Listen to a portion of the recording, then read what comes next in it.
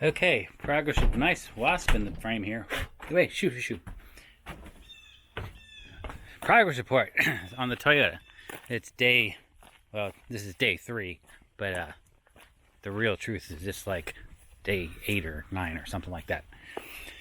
So anyhow, back to the garage, turn some lights on.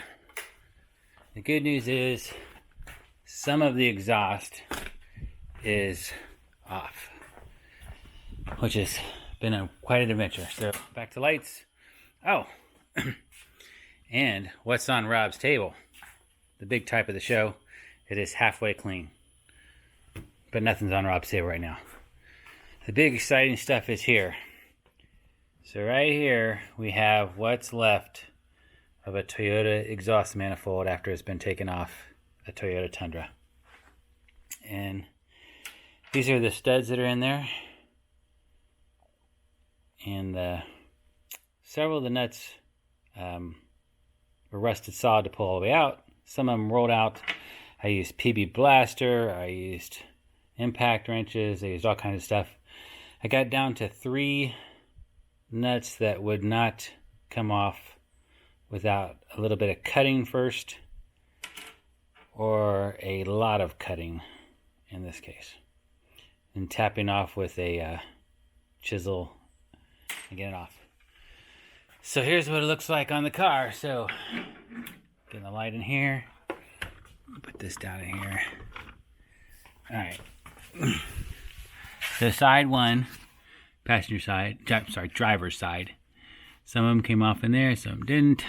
I'll come up and over, and then you can see there now.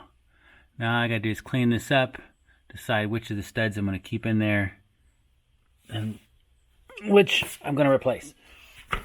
Which 2 of these on this side got nicked up pretty good. This side over here is pretty well normal. As you can see, all the lines are out, power steering's out.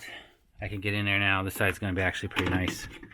This might be too open for putting light down in here, but we'll figure it out. So, crawling underneath this side. Here's a good shot of everything in there.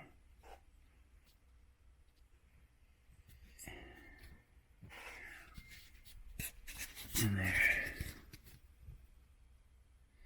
And that's what a 2001 Toyota Tundra looks like when you get everything off. There's the motor mounts that get in the way. You can see I nicked the motor mounts a couple times with the fiber wheels.